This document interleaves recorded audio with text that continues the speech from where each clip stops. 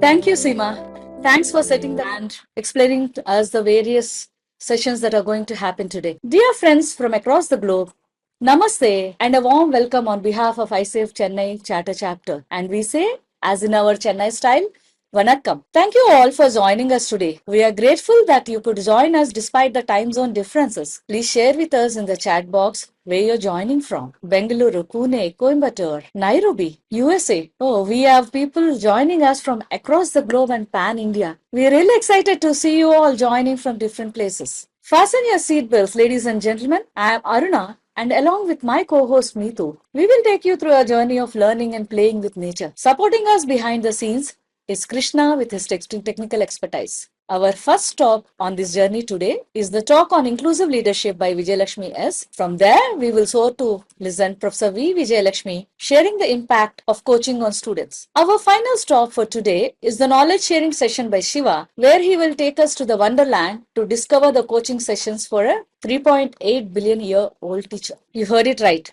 We are learning the lessons from a 3.8 billion year old teacher. Now, I invite Meetu to introduce our keynote speaker, 𝐵𝐺𝐿𝐴𝐿A𝐴𝐴𝐿. Over to you, Meetu. Thank you, Aruna. It is truly a privilege to welcome our keynote speaker, 𝐵𝐺𝐿𝐴𝐴𝐴𝐿, fondly addressed as Vijay by many of us. Vijay is an award-winning master coach, mentor, master certified coach from ICF, and a master practitioner in consulting, human resources, and law. With 3,600 hours of experience, over 25 years across executive leadership, wellness, and conflict coaching. She is also a systemic and team coach, amongst the first worldwide to earn ICF ACTC. She is an acclaimed speaker on coaching and leadership and a sought after mentor for coaches and leaders. Vijay was honored as Distinguished Coach in the ICF Coaching Impact Awards 2024. She was the first recipient of the ICF India Coaching Excellence Guru Award in 2022 and was awarded special recognition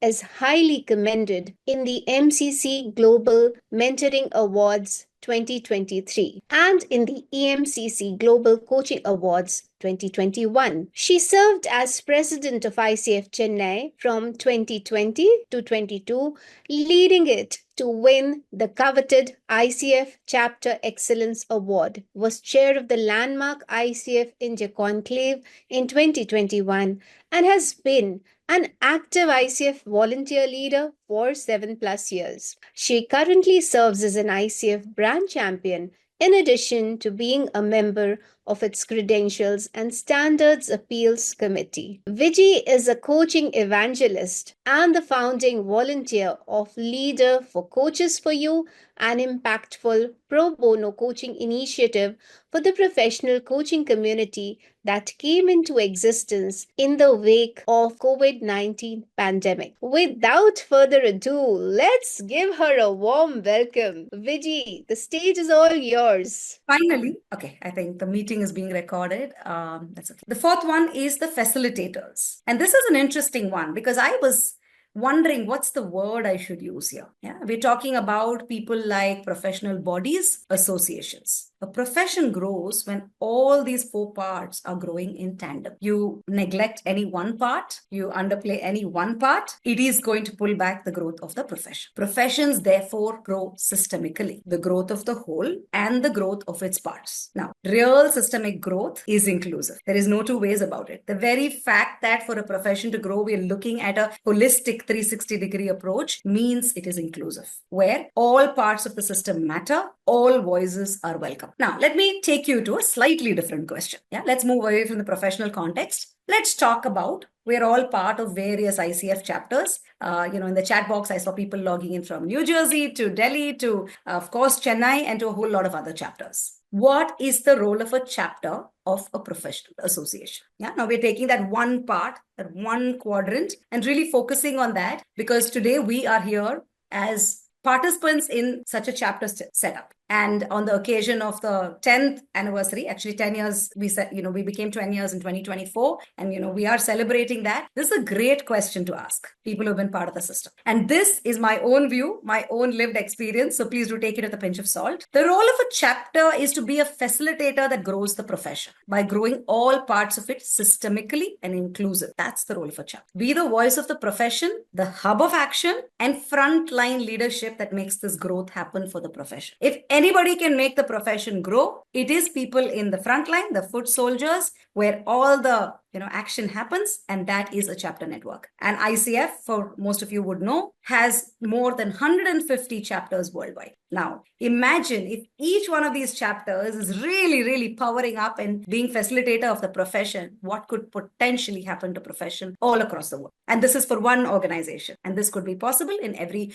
other professional organization which is there. Move the profession, the professionals, clients, and their systems. Yeah. So the movement, the forward progress happens with all the other 4 parts, the other 3 parts. And this one, for the kind consideration of every person from a chapter here, to go and to grow beyond being merely a membership organization that's focused inwards. When you think membership, when you think only your members, you focus inwards. When you think of all parts of the ecosystem, you start focusing outwards. And this perfectly aligns with the ICF's vision, which is a world where coaching is integral to transforming societies. So people who are in chapters, coaches who are professionals, how do we make this vision happen? All parts of the organization needs to power a vision. It is not a set of people who are sitting centrally or, who are in roles which will do this, that can make this happen. Everyone needs to come together. And that's another reason why the working of a chapter, working of professionals has to be inclusive to make this big ticket happen, where coaching truly becomes integral. I'm going to now share a few examples and take the liberty of talking about the journey of ICF Chennai, because this is the journey I have been a part of and I can vouch for. In 2020, which is almost 5 years back, it's unbelievable. I hope some of you who were there at that point of time are here on this call today cheering with me. We came out with a bold vision, which was grow. Yeah, we said this chapter will grow, the profession will grow when the 4 leaves of this beautiful sunflower shine nice and bright, which is coaches, coaching, the community around us, and the chapter. You neglect any one leg, growth is going to be lopsided. Growth is not going to be holistic. It was an inclusive and systemic vision that over time has become a guiding purpose and mission for the chapter. This is no longer our current vision, but this is now played. What is the difference between a vision and a mission? A mission is what powers you, your why. Yeah, it cuts through time. And it's a great mission to have. It's not going to go out of fashion, because this kind of 4-way approach to growth is going to actually lead to real growth. And even the way the chapter was organized at that point of time, the roles, there are a couple of directors here on this call, you would understand every one part, every person in the chapter, right? Everyone who's in the seat of leadership is actually contributing to one or more of these 4 legs of how a profession grows. So it doesn't matter whether the person is supporting, via finance and governance, or via marketing and branding, or via community service initiatives, or, handling a technology function. Everyone is pitching in here so that there is growth for the profession. This again is a very, very inclusive way of organizing your leaders, your structure, and your leadership. Vision and mission make no sense when there are no values. And I can tell you hand on heart, as a lived experience, as a member of this chapter, leave alone being a chapter leader, that these 7 values that we espoused, really have made the vision and mission actually possible, made us move towards it. And every one of this, there is data point to talk about, but that's for a different time and a different day. But I really want to touch upon inclusion, because this was not just lip service. I have heard of many client organizations talk about inclusion, diversity. These are just good things to throw into the mix, but we don't see it every single day. Values have to be more than words that inspire. Values are inspiring everyday actions, not words, that give us ammunition to dream bigger, fly higher, and remain grounded in tougher times. They gives you wings to fly. They also keep you on track. Whenever in doubt about any strategic action, go back to your values. And we have actually gone back to inclusion so many times, and I'll talk about it, why actually bringing a value such as inclusion is a very tough job. There are some ways, and these are just illustrative examples. I'm sure if we get together, we can unearth many more, and every chapter can try and do this, saying, how are your espoused values connecting to the lived actions, the initiatives, the conferences that you do, the policies that you have, the recruitment drives that you do. Are your values manifested there? Every chapter can do it. And some of the examples, and I can really tell you with so much of pride about this because this has happened. Yeah, we launched an associates program that makes professional membership accessible, equitable. Yeah, even if you can't engage with a chapter as a full-fledged member, there is another very inclusive, respected, and I think value-based way of involving with the chapter. And so many of our associates over time become members. 25 to 30% of coaches, and not just coaches, I think on today's board, there is 30% who are not even based in Chennai. Something that you could not think about if you go by barriers, saying that no, chapter leaders have to be in the same place, you're never going to be inclusive. And I can see two of our amazing chapter leaders who are not even based here in Chennai, but, making this festival happen, sitting in Bhubaneswar and, Brunei, right? And I think Amarendran is from Coimbatore. So this is not just a good to have. This is possible and there is evidence. Experience coaching is at the heart of a lot of the initiatives ICF Chennai has done, paving the way for a landmark conclave that even today is celebrated, not for the kind of topics, not for the speeches, but for running it professionally. Running an entire conclave pro bono, can you imagine? And still making a financial outcome from it. Initiatives such as an inclusive learning spaces where everybody is welcome. You don't have to be a part of ICF Chennai to come and have a coffee with a chapter. You don't even have to be a coach to come and claim your seat, in an initiative that creates coaching awareness for everybody. Yeah, no, the chapter does not have to do this, but doing it has given significant returns and has given significant confidence that you're growing the profession. One day at a time, one initiative at a time. Finally, my favorite, the CAP, the Chennai Ambassadors Program, such a beautiful way to create a volunteer leadership pipeline. Aruna herself was, an ambassador before she came and took charge as a board director. Micro volunteering opportunities. And this is all possible when you really, really celebrate the pride of belonging.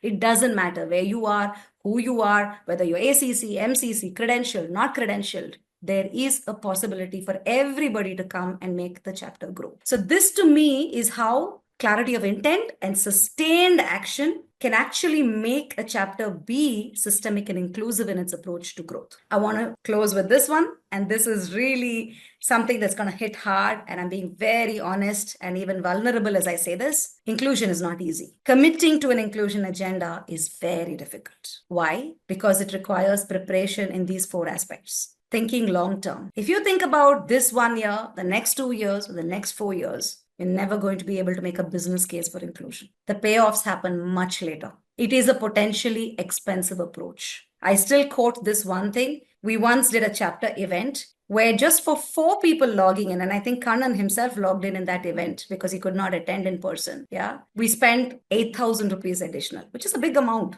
for a place like a chapter. If you do the math, it doesn't work out. When there are 60 people who are coming in person, why do we then pay 8,000 rupees to bring 4 people in? But the fact, ladies and gentlemen, is that one action paves the way for the many possibilities over and beyond.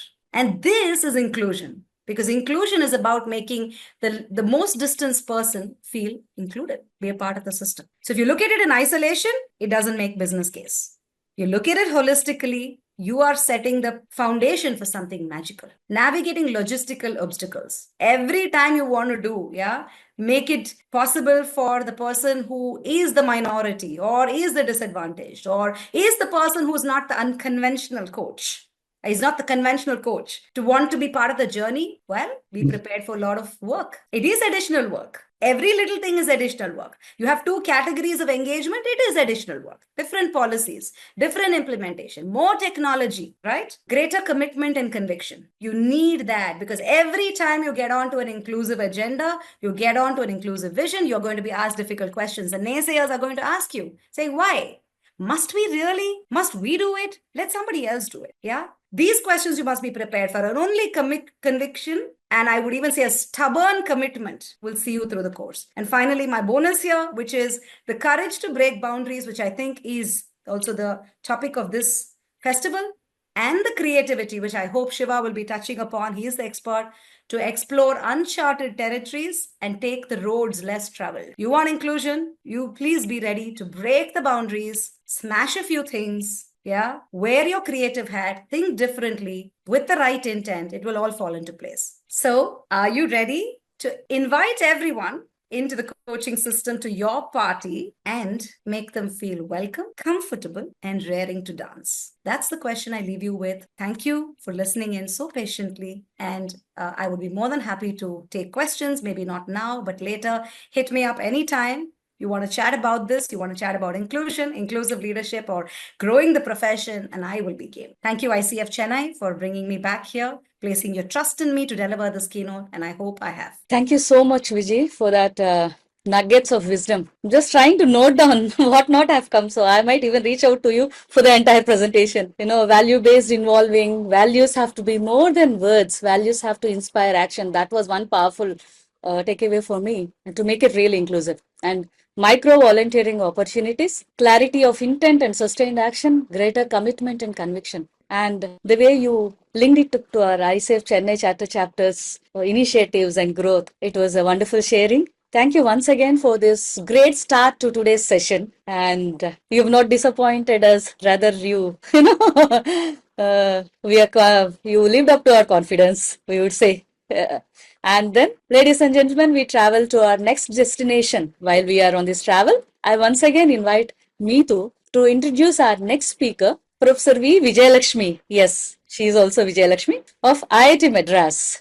Meetu, over to you. Thank you again, Aruna. So, we have the power of two Vijis today. It is an absolute honor to welcome Professor Vijay Lakshmi, affectionately known as Professor Vijay from IIT Madras, a distinguished academic and thought leader in her field with a wealth of experience. It is an absolute pleasure to introduce Professor Vijay as our esteemed speaker. Professor Vijay is an associate professor at the Department of Management Studies, IIT Madras. With a deep passion for organizational behavior and human development, she brings a wealth of expertise in positive organizational behavior, cross-cultural management, creativity, and holistic education. Her research spans innovative ideas like biomimicry, sportivity quotient, emotional immunity, and learning in the metaverse, reflecting her commitment to transformative education and well being. Beyond academia, she actively collaborates with industry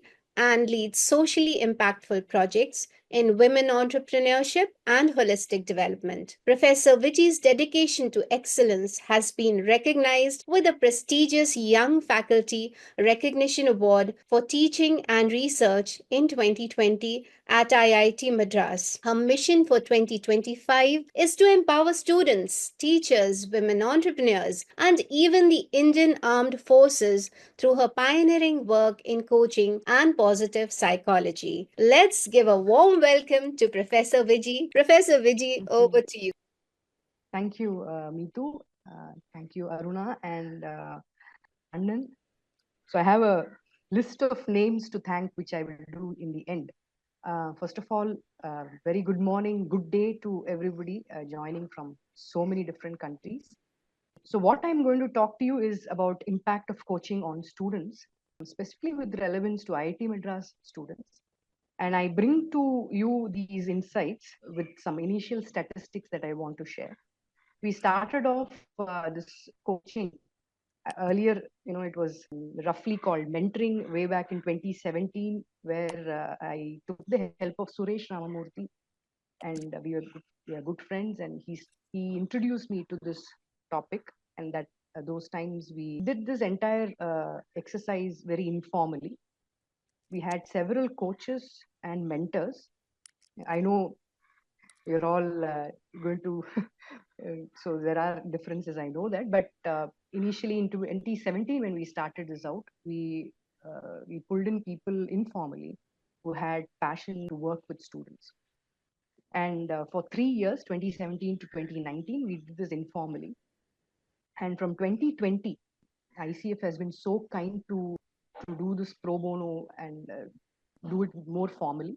So for the past 5 years, we've been doing this formally. So totally 8 years of data that I bring to you over several programs, degree programs. Number one, BTech students, MBA students, executive MBA students who have average work experience of about 15 years. research scholars, MS and PhD, and the last cohort, exchange students. So 2017 till 2024 and ongoing. So 8 years of data spread over these 6 degree programs. So I calculated, I took out all my grade sheets and I calculated, and roughly, I don't have the exact numbers because there may be some dropouts, but roughly we have touched 1,000 IIT Madras students. So I expected some sort of applause, but okay, everybody is quiet, or you're so. Okay. Professor Vijay, is it possible to increase the volume a little bit? You don't tell me all of this was not heard. Is it better now? Yes, for us. Yes. 1,000 students, and we collated responses. We've asked for informal feedback. We asked for formal feedback, and the key 9 themes that I'm going to present to you are collated out of all these responses of around 1,000 students. So Chaitra, my research student, will paste these themes in the chat box. So the next 5 minutes or so, I'm going to tell you how you have all touched 1,000 lives. You have created difference in their lives by these ways. Number one, I get awestruck by listening to students giving me feedback just after the first chemistry session. They come and rave about this one chemistry session, 1 hour or even less than 1 hour. They say, gee, this person asked me so many questions. This one session brought in so much of clarity. I am jealous. I continue to be envious, I should say, not jealous. Envious that students are able to immediately connect with somebody and then open up. So you do some magic, definitely. So right after the chemistry session, when they set up their appointments for the next 3 sessions or so, I continue to hear from many students about several things. The first one is definitely non-judgmental approach. So coaches ask questions. They say we already have all the answers, and coaches just ask questions. And there's so much of clarity that comes to them. And trust me on this, students don't open up so easily, especially to slightly older people. They do tend to take some time, as you all know. And this opening up pretty much immediately definitely deserves an applause. So some of the testimonials, answers to most questions are within us, and the coach helps to discover them. These sessions felt like a safe space where I could express myself without fear of being judged. The coach encouraged me to identify my long-term goal and gave me the strength-based job crafting activity. This allowed me to channelize my efforts more effectively. So theme number 1, non-judgmental approach. Theme number 2, when everybody is in a rush, students are also completely packed. They have a packed schedule timetable. And these coaching sessions with some homework that the coaches give, offer them a pause time, offer them a time to introspect, which is theme number 2, self-reflection and personal growth. So these homework, I used to ask them, what is this homework that you're talking about? So it could range from if the challenge that they are bringing in is managing time, then the coach gives them a homework in terms of organizing or structuring their time, preparing a schedule, whatever that they do. If it is about identifying strengths, they give SWOT or something else also. I think I was very pleasantly surprised. One coach gave an assignment, gave something which I usually have it as an assignment, which is reflected best self. So that really excited me. So a shy person like me got to realize how I can get an opportunity to make friends and also actually converse in the group by being the initiator. He never really tried to give me any advice, but rather helped me find answers from my own reflection. So again, the common theme, the power of questions and empowering the students to find answers for themselves. Theme number 3, the transformation, empowerment, and clarity of thought. clarity of thought, decision making, prioritization. These were again very commonly recurring responses from students. Especially, so I also used to have students who were sitting for placements. A lot of muddled up, very chaotic inner space. So one thing that they keep referring back is clarity. As one student said, I mentioned about my newfound clarity in work in progress. Action-oriented words were used. Now that I have learned a few things this week and my coaching sessions started, I've been looking at things clearly. Coaching gave me clarity, decision making, and the use of action-oriented language suggested a readiness to apply learnings in real life scenarios. Theme 4, emotional and psychological shifts. So continuing from where I left in terms of a lot of clutter, mental clutter, the questions and the homework assignments or reflective exercises that the coaches gave them an opportunity to pause, think about it, and then gain more clarity. One of the students has used the word emotional clarity. I really like that. Usually we talk about clarity from the rational sense. The sessions were really motivating, releasing and letting you escape to a plethora of self-thoughts and bringing out the much needed optimism within yourself. I feel much wiser, more clear in my thinking and approach now. The sessions motivated me to go on with my daily journals and also encouraged me to have some alone time each day to relax and focus more. The next theme, I asked Chaitra to specifically, Chaitra is my research student who helped put together all of this, asked her to specifically look at if coaching has impacted and influenced something with related to academics, because that is their core. And these are things that they wanted to, they had in mind. Coaching helps students manage their negative situations. One of the best things that I saw is I tried to speak in class. I started answering even if it was wrong, and that gave me confidence. Solved the basic problem that I was wasting time while studying. The ICF coaching program had a profound impact on my studies. It enhanced my time management and goal setting skills, allowing me to approach my academic work with greater focus and efficiency. I was able to achieve better grades, participate more actively in class, and balance my studies with other commitments more effectively.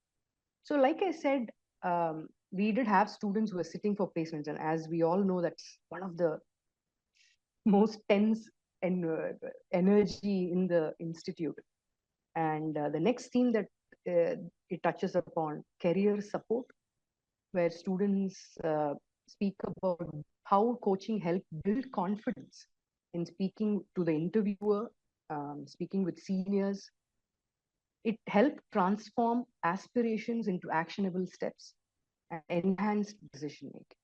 Coaching sessions have been transformative for me, specifically in addressing challenges related to decision making and team conflict resolution within my startup team.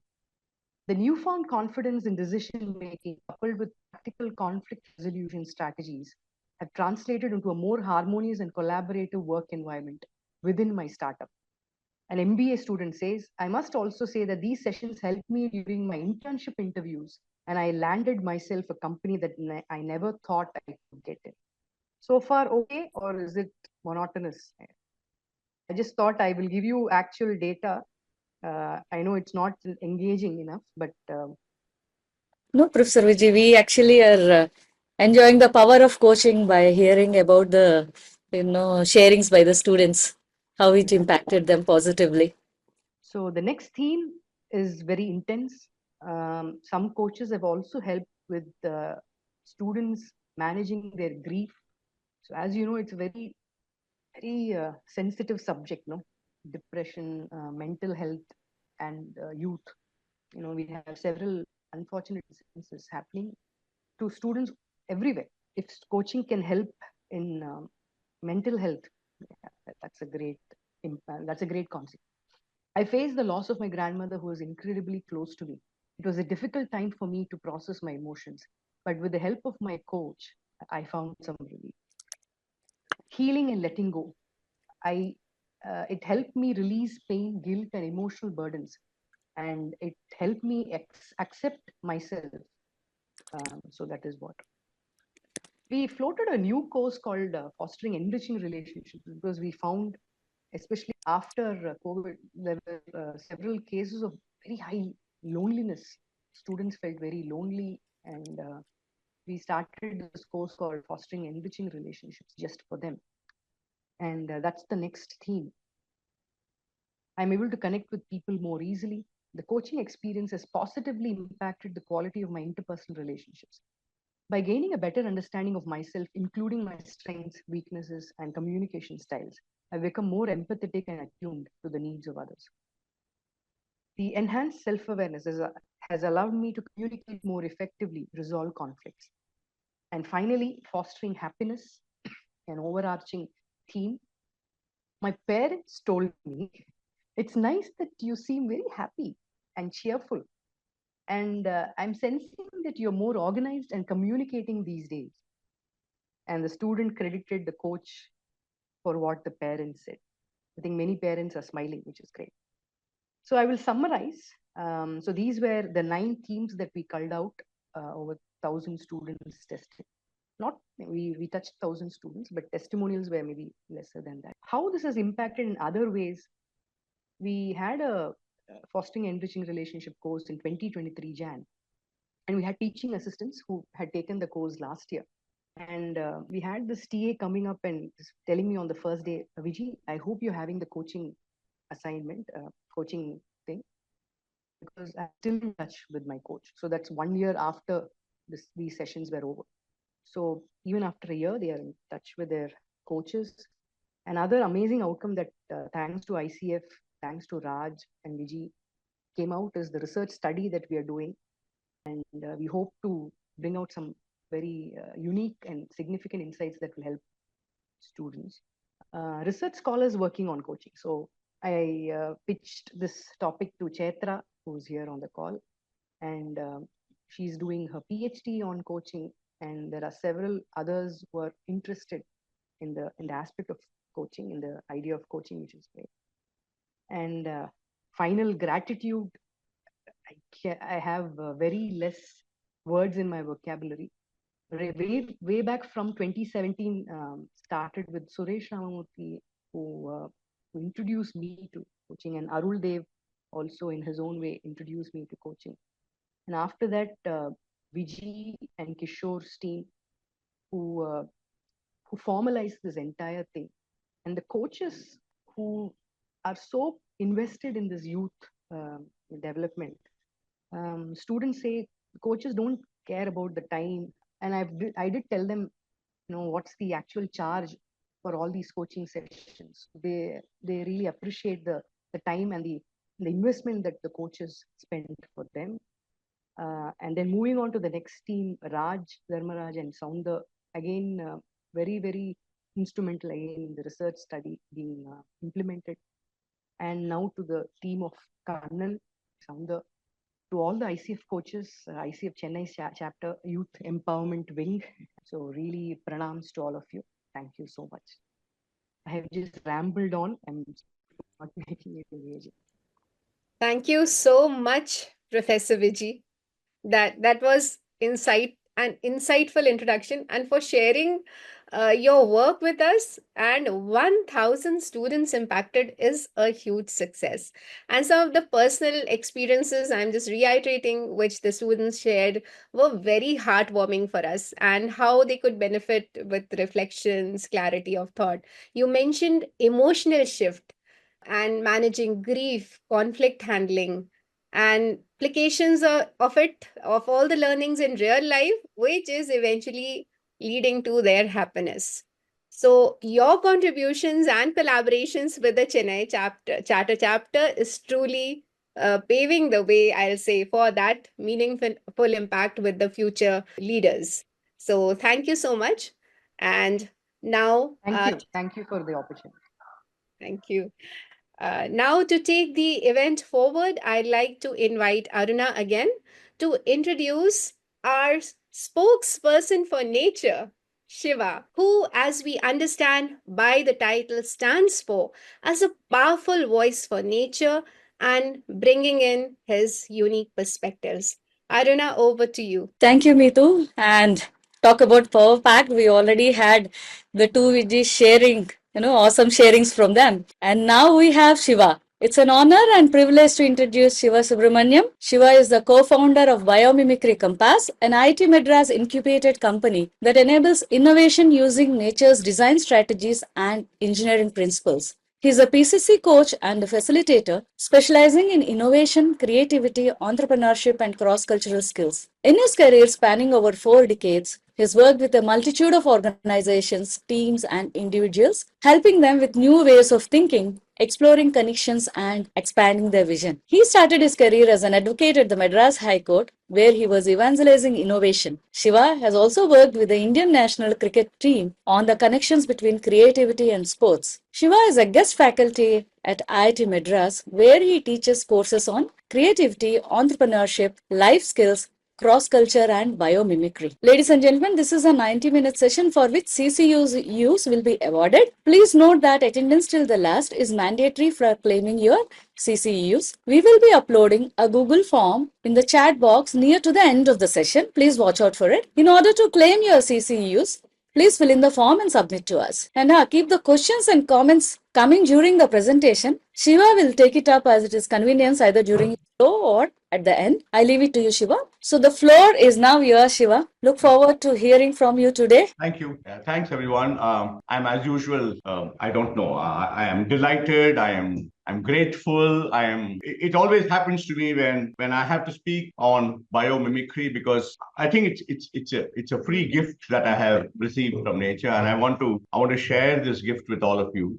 And I'm hoping that by the end of today's session, most of us will come together and try and explore this fascinating topic, because I have been able to just touch the tip of the iceberg, as one would say. And I think given the experience that this group has, and given the knowledge that this group has, there are several more insights that every one of you can discover from nature. My job today is to present biomimicry to you. And maybe it's a good idea for you to have a notebook and sort of put those chapters. I have divided my presentation into 4 or 5 chapters so that it's easy for recollecting it later on. And I would love to sort of hear from you after we have done today to find out how we can take this further. I got into it by accident during COVID. I said I need to do something. So I just discovered a website, very strangely from Biomimicry, an organization in South Africa, because there's the South Africa connection today. And I got fascinated, and we started to teach and all that. So let me jump straight into the presentation. I have some slides. Slides are more because I want to sort of focus the attention on the slide rather than on what I'm saying. Thank you so much for being here. So let me start with, so this is what, right? I mean, we keep on, there is some discussion yesterday as to how old nature really is, but I'm sure all of us agree that nature is older than most of us here, or even older than several of us here. So therefore, 3.8 billion years, yes. Research, some are saying 6 billion, 5 billion, whatever. So it's learning from nature. And I'm purposely using the word from, because that will come again and again and again as we go on. So this is the first sentence I want to start with. This is by Janine Benyus, who actually coined the word biomimicry. So she coined the word life creates conditions conducive to life. And this is exactly what nature does. Nature is constantly creating conditions conducive to living. Nature helps thrive. Nature does not destroy. We will see that as a separate principle as we go along. Like I said, I'm going to be dividing the presentation into 4 or 5 parts. So the first part is about what is biomimicry. Biomimicry is a practice. This definition is important because it sets the direction as to where we are going. Practice that learns from and mimics the designs of nature to solve human challenges. So you're walking in a forest, you see a lotus leaf. The lotus leaf is very pretty and all that, but there's a strange thing that's happening on the lotus leaf. The lotus leaf is constantly, it's very clean in spite of being surrounded by dirty water. And then you ask yourself, how does the lotus leaf remain clean? And that question, how does the lotus leaf remain clean is the central question to biomimicry. And then when you examine the lotus leaf, you find that there are small micro bumps on the lotus leaf. When the water falls on the lotus leaf, the water is washed away. Along with the water, the dirt is washed. So lotus leaf actually is an engineer who can keep itself clean. And then we marvel at this lotus leaf and say, can I solve a human problem using the lotus leaf technology? Now, the lotus leaf becomes an engineer technologist. And then I imitate the strategy of the lotus leaf into making things in the world that get dirty. For example, paint. There is a company called Lotusan Paint, which uses this technology of the lotus leaf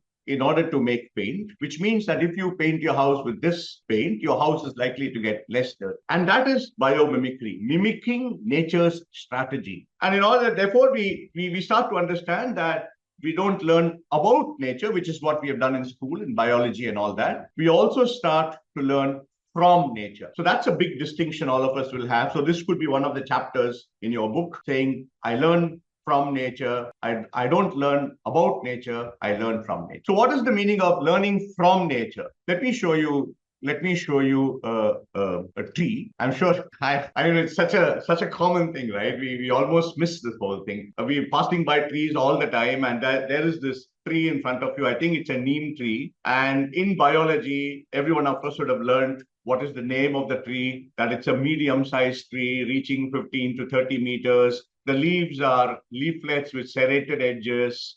The range is there, but where is the tree found? What are the uses of the tree and all that? So this is fair enough. Yes, we are learning about nature. It's important. A lot of research is being done using this information. But where does biomimicry come in? Because we said biomimicry is learning about nature, learning from nature. And then we look at the tree just like the lotus leaf.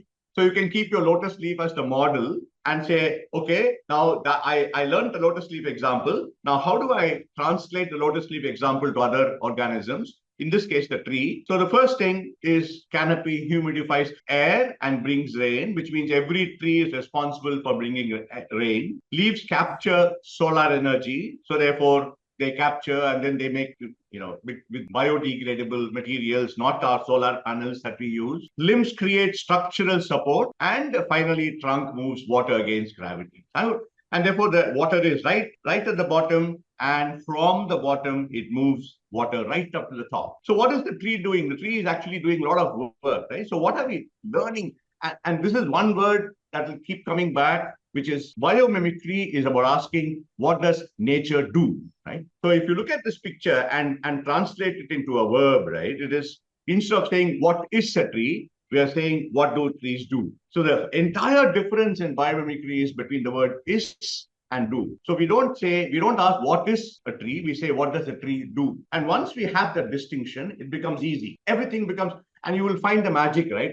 By the end of this session, every one of you reaching into biomimicry and saying, it's easy to do this now. It's so simple from is to do, right? What does nature do? What does nature do? Instead of saying, what is nature? And this do will help you look at the strategy. So when you use the verb do, what does nature do? Automatically, the strategy comes into place. Once you understand the strategy, you translate the strategy, look for a problem in the world, and connect the strategy to how you can solve in the real world. That's a process, I'll tell you. So this is it, right?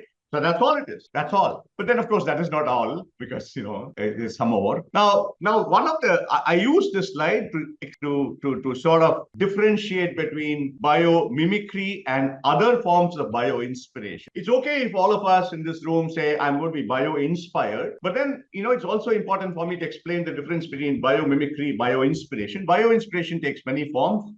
I'm sure every one of us is familiar with this. This is biophilia, love for nature, being close to nature, and all that. All of us decorate our houses. We want plants inside the house. We want walls to be covered with greenery. Brilliant. And I think it's nice to be that. But that is biophilia, being close to nature. Bioutilization, all of us know we use nature's products for health and for food and everything. So that's bioutilization. Then we have biomorphism, where we use nature's shape to make something for ourselves. For instance, you see the lotus temple, and then you see the chair. shaped like a shell. So therefore, what is biomimicry? Biomimicry is this one. Functions. So the whole thing about biomimicry is what does nature do, right? In this case, you look at the shark, right? You're looking at a shark and you ask yourself, what does the shark do? The shark has a surface that repels bacteria. So now the function of the shark's skin is to repel bacteria. Once you understand that the function of the shark's skin is to repel bacteria, you ask yourself, how can I use this function? You can use it in hospitals where there is, in hospital beds that have bacteria on them. If you can imitate the hospital, those handles on the cots, using the shark skin technology, you'll probably be able to repel bacteria. But the point is, it functions like nature, surface that repels bacteria without the use of harsh chemicals. So this is biomimicry. So bioutilization, biomorphism, biophilia, and biomimicry. All of them are inspiration. I'm just taking a pause so that you can fill up your notebooks. I will stop the share just to pause. I'll take questions, but I just sort of go through the presentation once. But if there's a very important question now, please ask. All right. Are you okay for me to continue? So that was biomimicry. Let's go to the next part of the presentation, which is what do we imitate, right? Yes, we have learned that we imitate nature's strategies. But next, what do we imitate? What do we imitate? The accent is on what. We imitate form. So you can imitate form, surface, or structure, texture. You can imitate behavior or process, or you can imitate process, there's behavior. And this is where I think the coaching angle will come in. We'll see that. And we can imitate systems, right? So we can imitate how an entire system, an ecosystem is built. Just to sort of emphasize these things so that, if any of you want to teach biomimicry, I'll be sharing the slides, the recording, just to help you do that. This will be useful to you because it's always nice to give an example of everything that you say. In this case, the example for form is of course, everyone knows this example. The bullet train is a classic example of imitation of form in biomimicry. The engineer who had a problem with the bullet train because it was making a lot of noise in the tunnel and it was disturbing the neighbors. There was a lot of problems that he was facing. Now he could have used physics and chemistry as we know it to solve the problem. But what did he do? And fortunately for us, he was also a bird watcher. He loved watching birds. He saw this kingfisher dive into the water. The kingfisher has what is called a splashless dive. When it dives into the water, it doesn't create a splash. And he connected the nose of the kingfisher to what he could build the bullet train with, and therefore the noise was reduced. So that's the picture for you. Now, whether by accident or design, the point is it was nature's inspiration that got. And once we are into this, right now, I think it's about 10-15 minutes into the presentation. And this is why I think once we are into this saying, yes, I know there is something in nature that I can take help with. I think we are on a great journey. I'm telling you all these stories simply because I'm saying, yes, and with all of you, right, with all of us, if we can create a new way of thinking, I think I'll be very grateful to ICF Delhi and ICF South Africa for giving me this opportunity. This is for me, it's so much gratitude to both of you. And process, how do we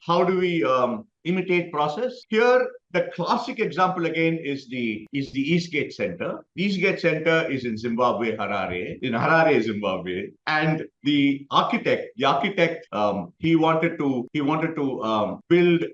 He was commissioned to build a mall which did not have, and he was told not to use too much of energy for air conditioning. Now, most architects would probably have given up the project because it's not possible. But again, he was also an ecologist. So he looked at the termite mound and he found that the termite mound lets in cool air in the night and lets out warm air in the morning, thereby maintaining a constant temperature in the termite mound. And this temperature helps the termites eat their food without having to worry about it being spoiled. I think 27, 28 degrees something. He imitated the technology of the termite mound into the Eastgate Mall, and you have a mall that uses 35% less energy. So again, goes back to show, we ask, what does nature do rather than what nature is? What do termites do instead of saying, what are termites? What does a termite mound do rather than what is a termite? How does a termite mound regulate temperature? Strategy, imitate. Biomimic. System, how can we imitate an entire system? like a mangrove forest, for example, is a system. There are several activities, if I may use that word, happening under the water. So, plants give life to other plants and seeds and fish. Everybody is dependent on everybody, which is the basic explanation of the system. There's an interdependence and interconnection. How can we imitate that? So this is a classic example of something called the Kalundborg village in Denmark, where every industry uses the waste of the other industry to thrive as the raw material. So that's all it is. So we have learned two things. One is what is biomimicry. The other is what do we imitate. Any urgent questions? So we are okay right now, up to now, right? We're saying what is biomimicry? What do we imitate?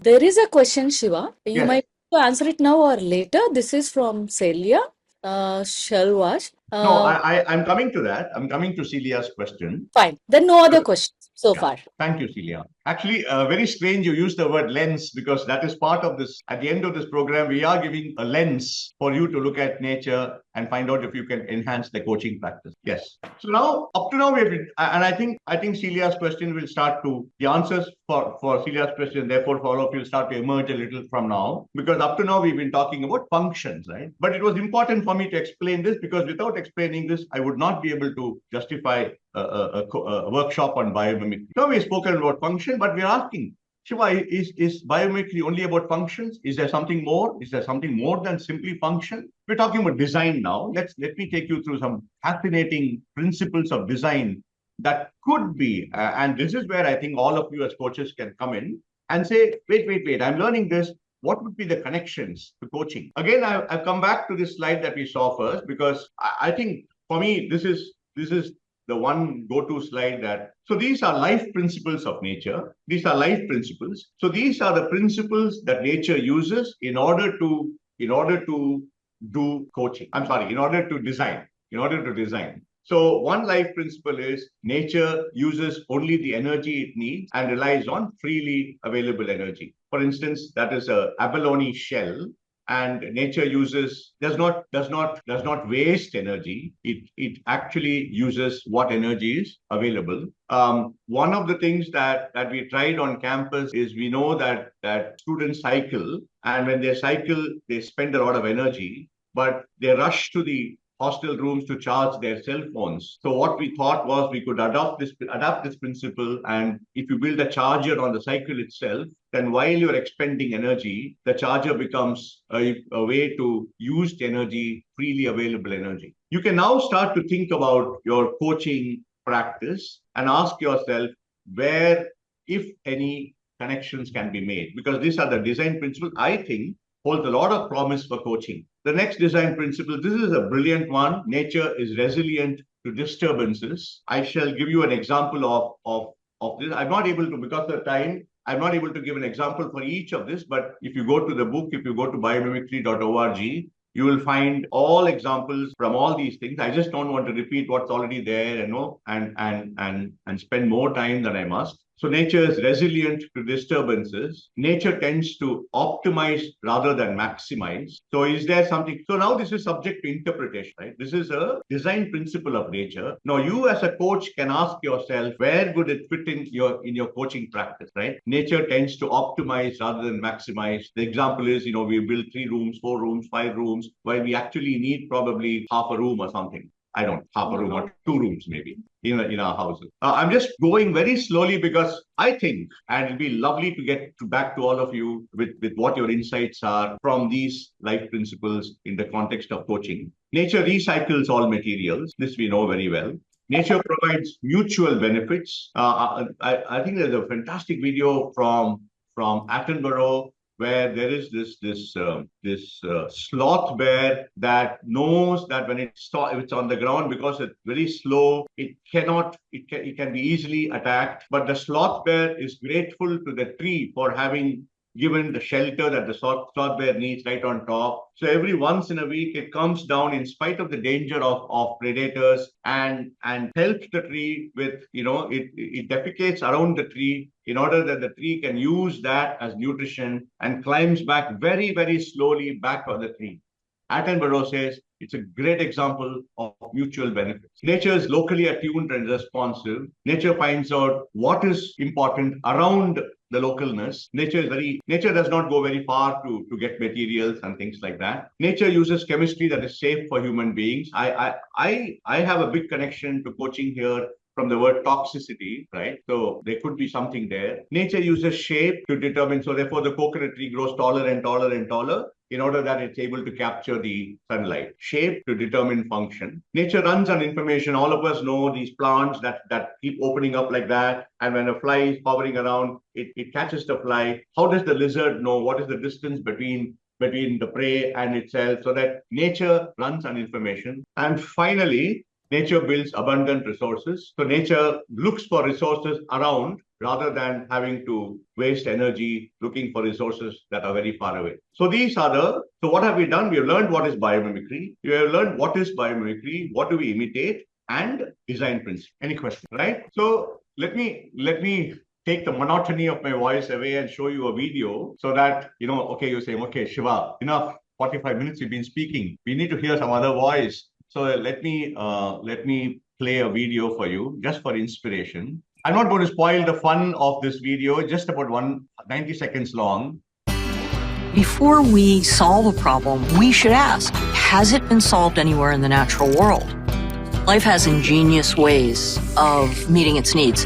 In the Namib Desert, there's very little groundwater, but there is a fog that comes in a few times a week. And there's a tiny black beetle that climbs up to the top of a dune, stands on his head, lifts his wing scales up into that flow. And on these wing scales, there are bumps. The tips of the bumps are like magnets for water. The sides of the bumps are waxy. So fog comes in, begins to aggregate on the tips. The water runs down the trough and into the critter's mouth. This is being mimicked now in fog-catching nets that are 10 times better than the fog-catching nets we currently have. In fact, there's a company that is putting this surface on the inside of water bottles to create a self-filling water bottle. Water is the new oil. It's what nations will be fighting over, unfortunately. Being able to pull water out of air, that's one of the more exciting biomimetic areas. So you heard a different voice, but of course, a spokesperson for the Namib beetle. I cannot for the life of me imagine that there will be an organism that not only gets water on its back, but does not even use the tumbler that we normally use, gets it straight into its mouth. Anyway, so let me continue the presentation. Now we have the final, before I go to the final one, which is how to do biomimicry. The next portion is, I have to talk about the example of resilience, right? Just for the inspiration. So this is now why I said, because there are a lot of such examples. I don't have the time to talk about all the life principles, but just for your inspiration as to what we can do together. How is it that we can learn resilience from nature? So large fires in 1988, Yellowstone Park, National Park, USA. The reproductive part of the trees are pine cones. Now each tree produces two types of cones: regular cones that release seeds in normal conditions, and special cones that are sealed shut with a resin and open only when exposed to the heat of a fire. And that's how the forest grows again. Now I think, subject to interpretation, each one of us will pick up our own lessons, if possible, in coaching from this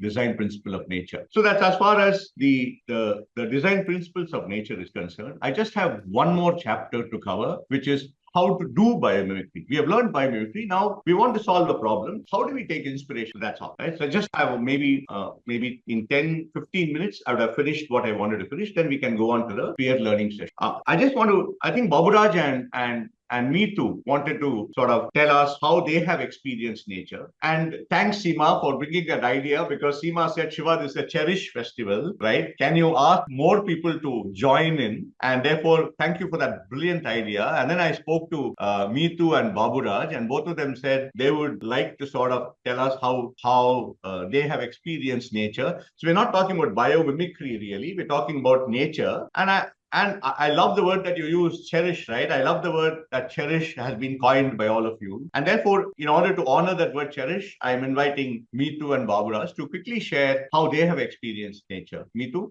Yes, Shiva, thank you. And Aruna, please stop me if I just go overboard, right? I got even more ideas after listening to Shiva's presentation. So, one, obviously, because this is a Cherish coaching festival, my mind keeps the parallel with coaching. So, what I am learning from this is like how nature is mutually benefiting us. Like when we are releasing carbon dioxide while breathing, so probably the plants are taking it in and we are taking in the oxygen. So it's always a mutual partnership between the coach and the coachee, and that is how I am connecting the parallels. And also about the presence of just being present, like so I'm drawing parallels with the coach and also the coaching process. So how we are present with the client in the moment. So when we walk in nature is not doing anything, like, right, the tree is just there. We could hug a tree, we could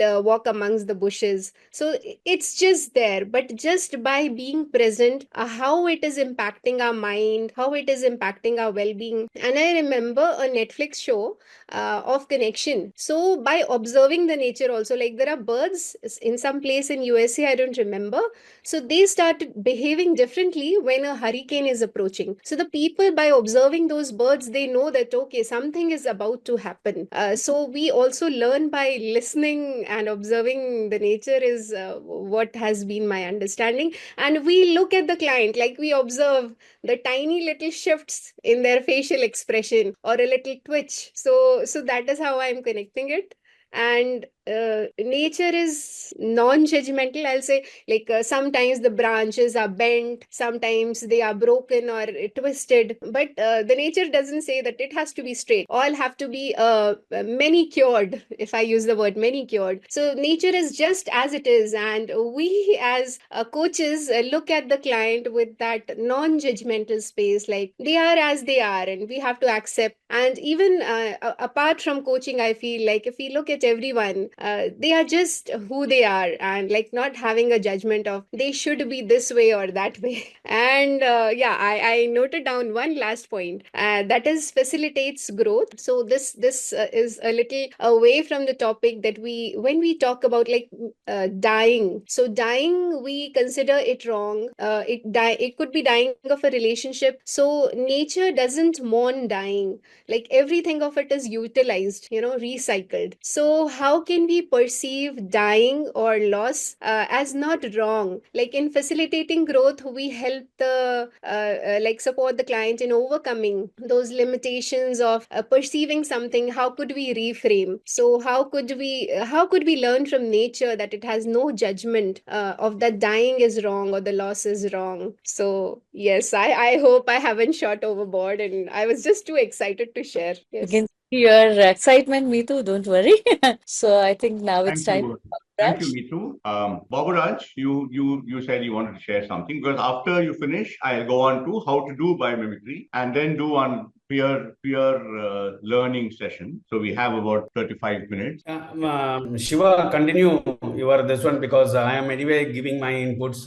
Okay. Yeah. I've been watching the chats. On the chats, so that I just wanted to say that the entire initiation of biomimicry or connecting with the nature has started almost 12 years for me, when I was initiated into it by an agricultural scientist. When he started talking about Tarun and Celia was asking a question that what is the relevance of these things to us. So in 1 minute, I will share that what happened was that he called me in the early morning and told me that, would you like to, I am not an early riser. So he called me, and being the chairman of a big company, I said that I am coming. So he took me to his, agriculture land, and we were talking. He said that I am getting a lot of thoughts. So I said that from where? He said, these plants are talking to me. And he said, I can't see any plants talking to you. But what is interesting is that the more and more he connects with the nature, the more and more ideas he starts getting it, because the way in which the plant is in one particular place, the plant was not flourishing well. Then he was looking at that plant and spent some time there. Then he somehow felt that this is not the soil in which it has to be done. Some communication he seems to be having, a very old gentleman. Then he went and talked to the R&D team along with me. And for me, it was a great learning. I was started thinking that, how this is happening. That is where I started looking at biomimicry as in totality, almost 12 years of work in this. Currently, I am also working on something called an octopus model in organizational learning and some of these things. So, but I will continue to connect with in the chat. But Shiva, please continue. Otherwise, time will be. Please. Fantastic. Thank you, Baburaj. Thank you, Meetu. So let me now go to the crux of doing biomimicry. I'm not saying that the others are not important. I'm only saying that once you learn this, all of us can start working on it. So this is how to actually go from a problem definition to a problem solution. So now this slide is on the biomimicry process. Only three questions. Questions are, what is the challenge that I want to address? So the question number one is, what is the challenge I want to address? The second question is, for instance, supposing I say, how can I cope with stress at work, right?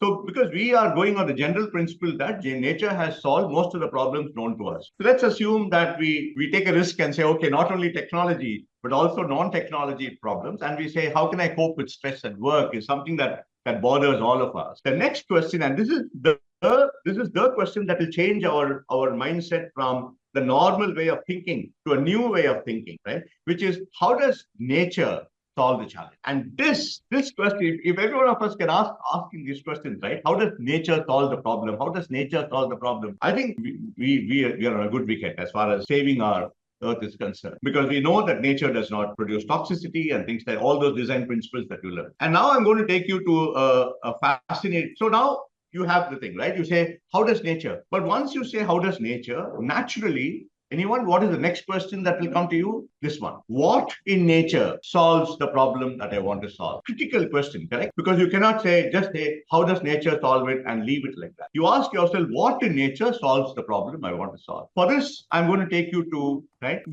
Once you ask this question, what in nature, you have to say, what are the organisms that deal with stress? And you have to look for those organisms. But where do you look for the organisms? I mean, we are not biologists that will be able to recognize organisms. They cannot be walking in a forest. So for this, there is this fascinating resource that is available in biomimicry. I'm going to share that resource with you. It's called, can you see the page? No. Can you see something? No, not yet. No, I'm sorry. I have to share. So this is the page. It's called asknature.org, where you can actually ask nature for what organism does what. So you go to asknature.org and then you go to biological strategies or collections or innovations or whatever. And then you look for strategies.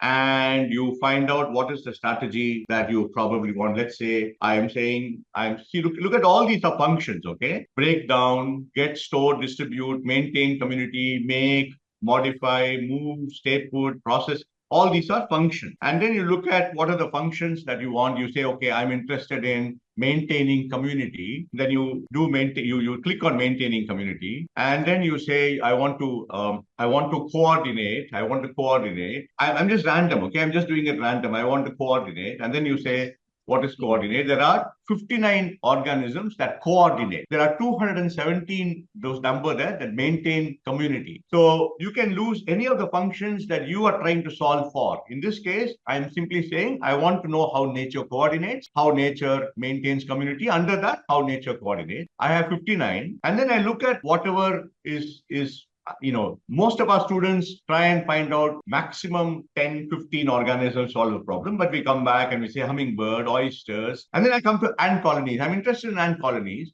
and I click on ant colonies, right? Ant colonies, I click on ant colonies, and I say, oh, this is what ants do. And I come there, I look at the functions that So ant colonies distribute food effectively and safely after famine using a decentralized response to quickly spread food. I'm learning what ants do during times of to cooperate. And then I come down and I look at the strategy that the ant colonies employ. I look at the strategy the ant colonies employ. They signal, look at the slide, they signal to other ants about where food is by emitting chemical signals. Is there some lesson? Now this I'm going to leave to you, to your own imagination and to your innovativeness to look for interpretation. But what nature does is helps us point to a certain direction. Saying, Shiva, if this is the problem that you want to solve, this is how nature, I am solving it. Now, how you interpret is your business, because that's not possible. So that's asknature.org. So when we went to asknature.org, so in this case, for instance, for stress, what I did was I asked the asknature.org page, and this is what came up with. Which organisms deal with stress? It says ants. Ants have interactions with nearby individuals or take cues from local environment. And then I also found snow monkeys. Deep stress relief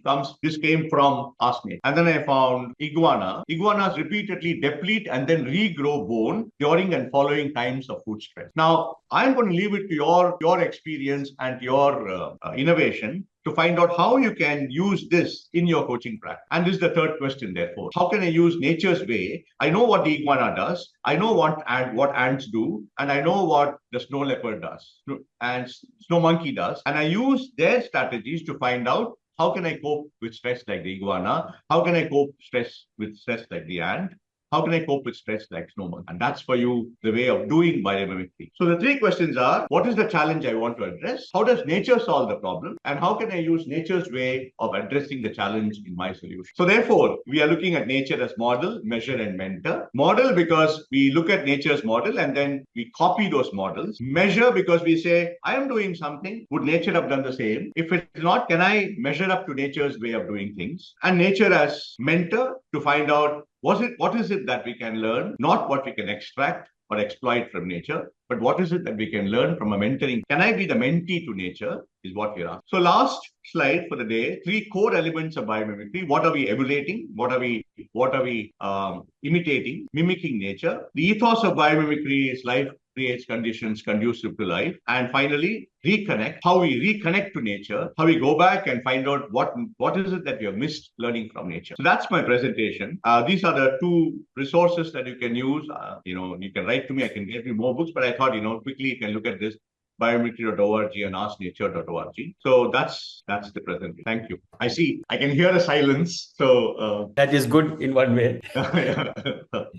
Thank you. Be with the nature.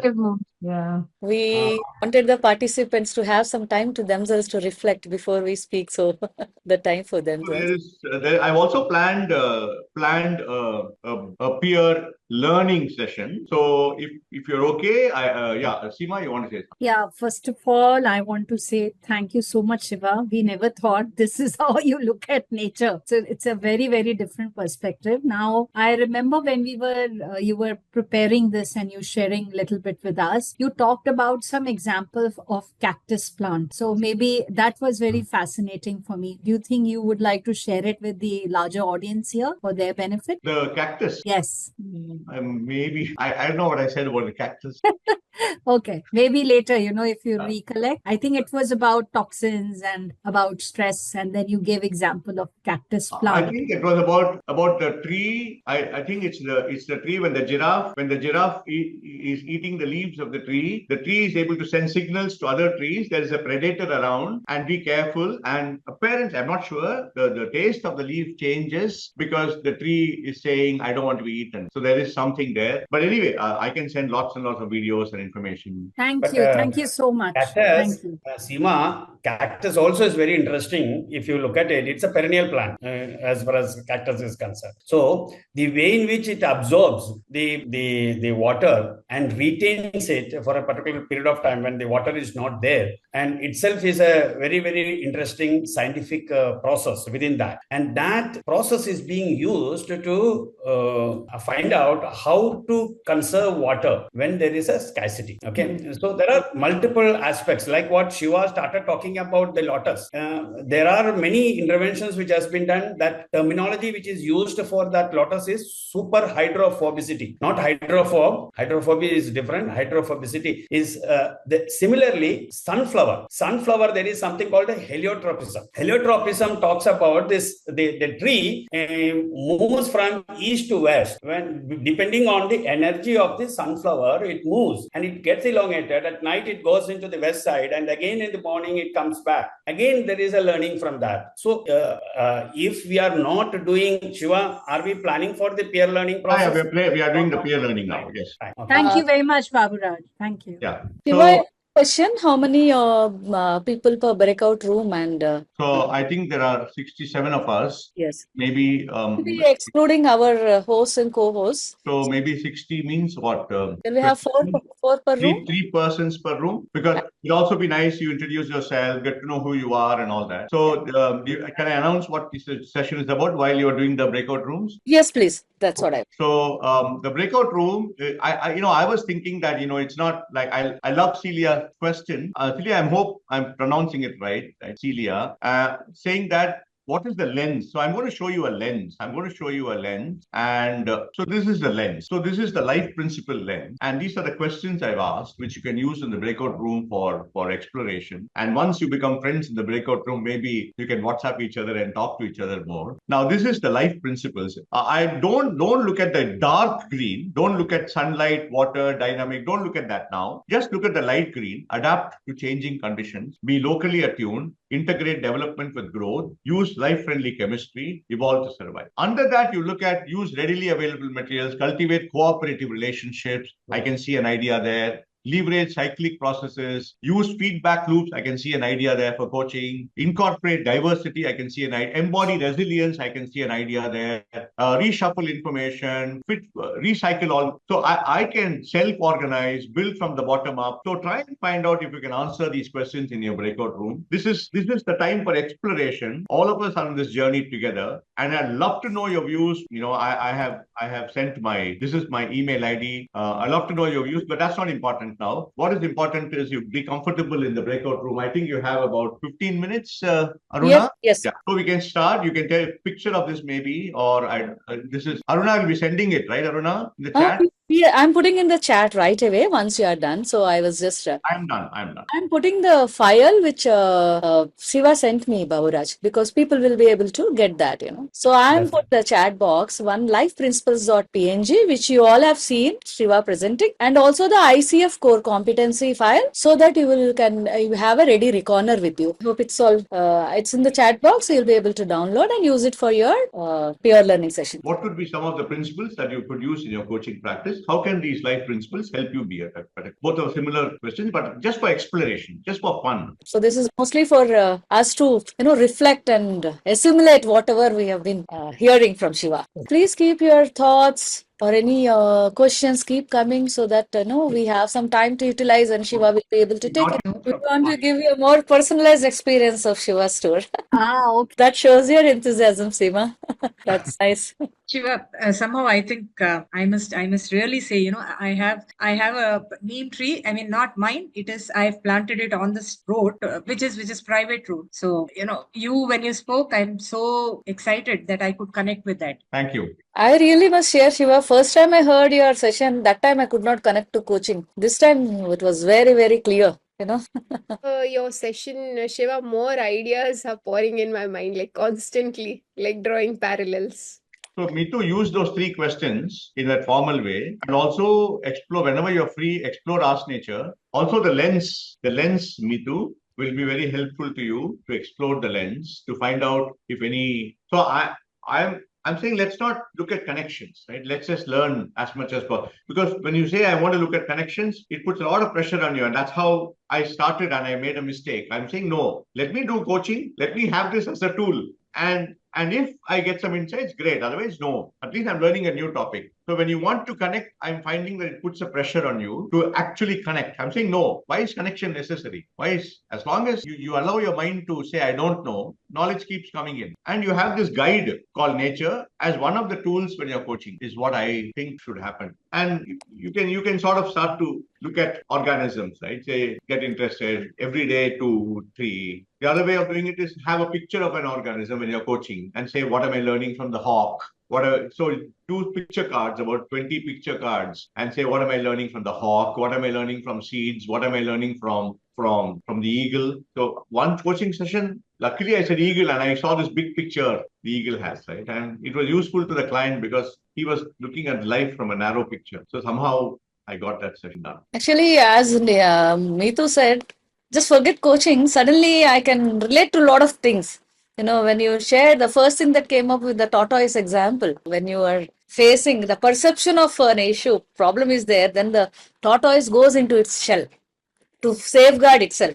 So it is mentioned there in questions to diverting ourselves or taking too many things, which I think Meetu and me have to work on. So, but immediately I could connect, and that research which you gave, asknature.org, it is really good. I think once we go through it, we might get some metaphor ideas for our clients as well, Not just clients, even in a normal chat, if someone comes up and says, hey, I don't know what to do, or expecting something, some advice or something from us, I think these examples might help us. And the question that's coming up for me is, what would nature do? Like in this case, Correct. what would nature do? Yeah, good one. Talk about, Shiva said, ask what is That it? is the question that's completely life changing. What would nature do? And to know that nature has the solutions that are time tested. So nature's solutions are all time tested. Whatever did not work for nature died. So what is remaining, what you see around you today is what nature can do to survive. It also brings in the thought of being in alignment with nature.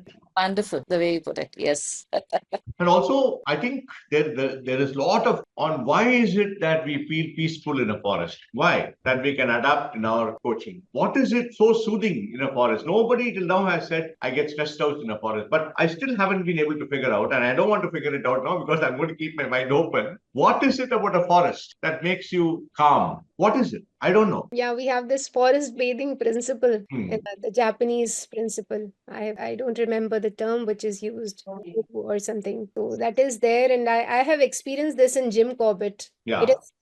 It's an out of the world experience, just being surrounded by tall trees, which I can't even see the end to. It's like piercing in the sky. So there, of course, the question is what nature does. Nature soothes you. Nature makes you calm. The question is how. How does nature make you calm? That is not yet researched. Does it send signals to you? Does it send the smell of nature to you? What is it about nature that makes you calm? How nature makes you calm is a great subject for research. That would be a totally different theory together. But say Correct. when seeing a tree, like what does it do? And you can imitate it in your own practice. Yes. Probably fresh air.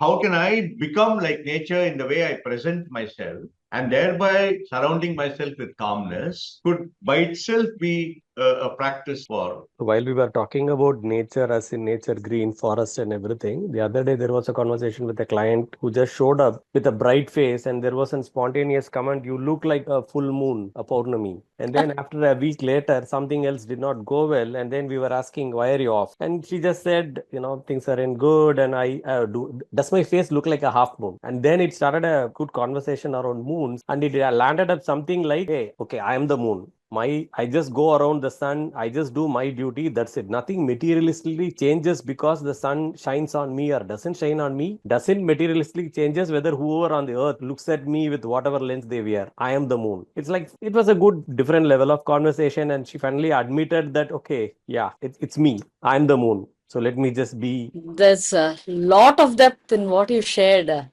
Krishna. It's like going into that spiritual realm, Yeah, we are now connecting spirituality to coaching and leadership and all, right? Yep. So really very nice way of doing it. The moon also has its cycle, waxing and waning. So it continues. Come back to the full moon. Yep, true. I just need a minute to summarize and then I'll hand it over to you. Sure. You are going to ask them to put it on chat, right? Yes. People who are there in this room, I would encourage you to please unmute and say something if you can. Good to see all of you back. I'm so glad that you came back. It's nice. It is time for sharing and learning, but before that, Shiva will give a summary. I would request you all to come on camera and I'll just capture these precious moments. So here I go. Smile. There is another screen. Thank you everyone for coming on the camera. One more. Thank you. Thank you. Yes, over to you, Shiva. Very quickly, I just want to summarize, because it's always nice to go back having summarized. So what did we learn? We learned what is biomimicry. We learned what do we imitate. We learned what is biomimicry, what do we imitate, life principles, design principles. We learned and how do we do biomimicry. So that's all. These are the 4 things that we learned, and we also looked at the design lens. And I wish to thank you a lot, very much. This is my email ID. I want to really find out if we can all work together on this, because there's a huge world to be explored. And so please write to me. It'd be wonderful to receive. Of course, you can also write to ICF Delhi and ICF South Africa and ICF Chennai. I can't thank all of you enough. I can't thank all of you enough for making my day. And I'm really looking forward to saying, if we can build a community of people, a new framework in biomimicry, for instance, let's all try and do that. So thank you for the opportunity, ICF Chennai, ICF Delhi, and ICF South Africa. Thank you. Thank you. That was incredible. And now the floor is open for participants if they would like to share in the chat, or you may raise your hands if you would like to speak and share your insights. Krishna, please let me know if we see any hands raised. Kanwal has, please. Kamal, you may.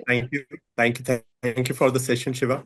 It actually resonated a lot. And in fact, in the team session, we were discussing being a coach is also to be a witness to what is happening to the coachee. Just like the nature is a witness from a caterpillar to a butterfly.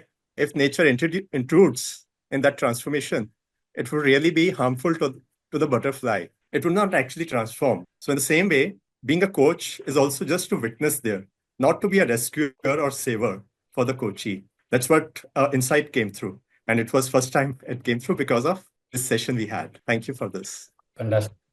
Thanks so much, Kamal, for sharing your perspective. And it gave me also a takeaway when you shared that. And keeping the interest of time in mind, we can take one more participant. Yeah, Geetanjali has raised her hand. Geetanjali and Vanida, in case if you have time. Please go. Yeah. So thank you so much for the fantastic session, Shiva. Personally, KP and I have been talking about sustainability extensively. And I see an immense opportunity to use some of the principles that you talked about today that could be woven into coaching conversations to embed that sustainability mindset and culture, which is such a critical challenge right now. So thank you for reconnecting us with nature. And we hope to use these principles in our coaching conversations one way or the other. Thank you.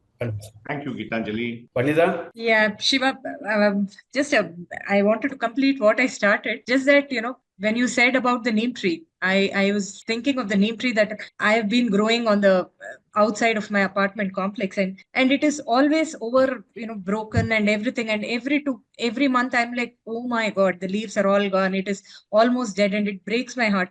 Just this morning, I keep pouring my water. I said, you are not giving, so I'm not giving up. And very beautifully, it had leaves. And I just captured it on my cell phone. I said, wow, this is resilience at its best. So it's been like 3 times completely the leaves are removed, but then yet there is a way that nature tries to come back, and it kind of conveys some positivity and also the resilience part that you so much spoke. So that is, both the neem tree, and I also see the people tree in the cracks, wherever, cracks of the road, anywhere, they just spring. So I think we all can learn that thing. I was so connected to that. So thank you so much for reinforcing that resilience part. So much, Vanita. That was a great share, and we also took so many learnings from this session. For the closing of the session, I would like to now invite Babu Raj. Namaste, namaskar. First of all, thank you very much. 81 people joined here, and now ends up at 47 people for the peer learning. And very interestingly, Tarun and Celia asked a question that how can we implement it, this particular learning. Then I was looking back the way in which the voluntary leadership with an example of our own chapter, and she enumerated 8 aspects of it, which talks about energy, talks about innovation, talks about authenticity, spirit, giving, inclusion, and learning. And this is exactly connecting with how an institute is getting built through the biomimicry principles. Then came the question of, she also talks about, Viji also talks about growth of whole and parts. And that talks about a more inclusive way in which the nature works. The second session speaker actually spoke, that other Professor Viji, very interestingly talked about the grow community, grow coaches.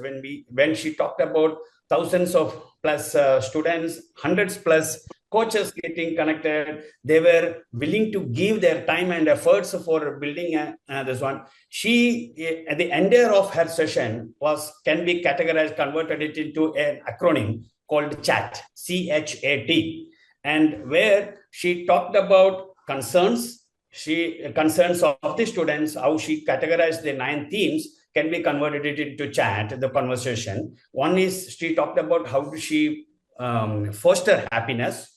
Then she talks about creating self-awareness. And the last and most important thing she talks about through the stories and testimonials, she talks about transformation. So it was a chat, C-H-A-T, concerns, happiness, awareness, and transformation, talking about the growth. Then comes our own Shiva's session. And Shiva talks about, Lotta starts with it, then talks about form, processes, and systems, and how that is different aspects of, bio-inspiration mechanisms like biophilia, bioutilization, biomorphism. All these aspects she talks about it, and differentiated between the is and the do part of it as far as. But to summarize these aspects, and when we spoke in rooms also, all of you can take away one simple acronym called convert your own self into a forest, AOOFOREST. Create abundance, and which is in principles with the principles which Shiva was talking about as a living organism, principles of living organism. Be abundant, be functional, because as a coach also, it has to be very important that how do you make your own coachy context into a functionality of your conversation, and develop a flow. Because we are talking about, as coaches, we are always talking about the flow. We should be in a flow. We should create a presence. So if you study from the nature, we can always see there's a seamless flow, whether it is a water, whether it's a tree, whether it is entire ecosystem of the nature is like a flow. So one is be abundant like a nature, be functional like nature, develop a flow, and then optimize rather than maximize. So we are all talking about PPP, planet, people, and profit. And in the recent times only, we are talking about in this manner, though still we are talking only, we are not converting that into the entire thing of PPP.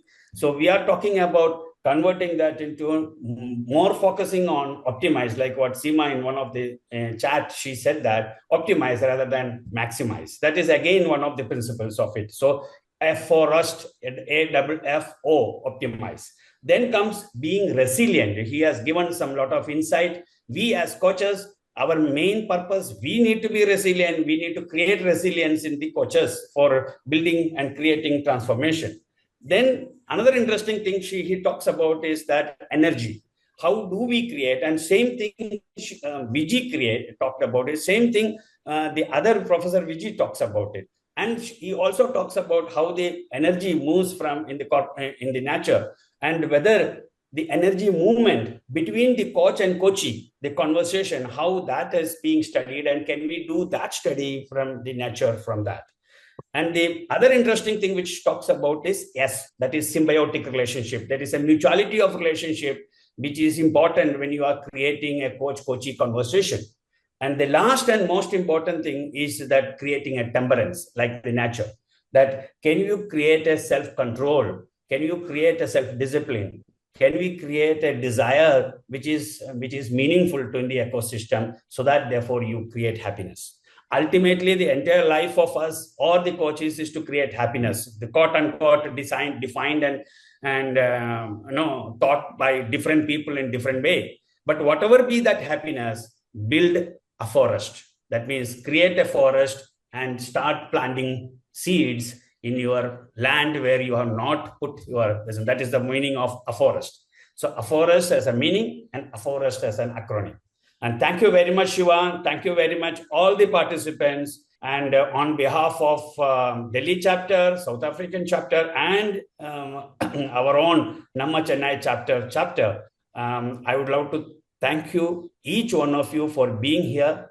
And let us see, like what one of my fellow coaches said, that can we create a group of this, like what Shiva was also talking about it, and whoever is interested in building this story of nature, take it forward and let us create a wave of biomimicry in the world of tomorrow, creating peaceful and be healthy and be peaceful. Thank you very much. Good day. Bye. Thank you Thank so you, Shiva. Thank you, Baburaj. Raj. And thank you, a big thank you, Shiva, for making us all getting into that mode of thinking. Constantly these thoughts are pouring up, and you've set the spark to that fire. And I'm sure we will go a long way in this. And if you would like to share your details so that people who would like to connect with you personally, please go ahead and share it with them. So, thank you, Mitu. So, is it okay if I share one story, please? One story, very quickly. Okay. So, this is inspired. Of course, I'm putting my details on the chat. Yeah. So now, this is 𝐂𝐸𝐴𝐻𝐿𝐴 because she talked about sustainability. Very quickly, I'll share. So we were teaching biomimicry to 9th standard kids. We were teaching in Tamil, and we were teaching the teachers, and the teachers were in turn teaching the kids in Tamil. So Mrinalini and I, both of us were teaching, and it was a 13-week course, final week, and this is, because 𝐂𝐸𝐴𝐻𝐿𝐴 brought in the sustainability thing. So we had 4 questions. We had a question for them saying, who are your teachers? That was the question in Tamil. Ungaloda teacher yaru? Who are your teachers? And we had 3 teachers, Priyanka, Revathi, and Bhuvana. So what would you as a student have written? You would have written, I have 3 teachers, Priyanka, Revathi, and Bhuvana. But what did the students write? They said, I have 4 teachers, Priyanka, Bhuvana, Revathi, and nature. That was a goosebump moment, because if every child in this world starts to look at nature as teacher, then can you imagine how protected the environment would be? That's probably something that all of us can do in the sustainability sphere, make leaders out of the young people so that they don't spit on we don't spit on our teacher, we don't throw trash on our teacher. So how we look at nature could change. So thank you very much for that opportunity. Thank you, Shiva. I would also like to say that there are more lined up events which we have already shared in the chat. So please go there and register and continue to enjoy the sessions. Thank you, everyone. Thank you, everyone. Thank you so much. Have a great day ahead.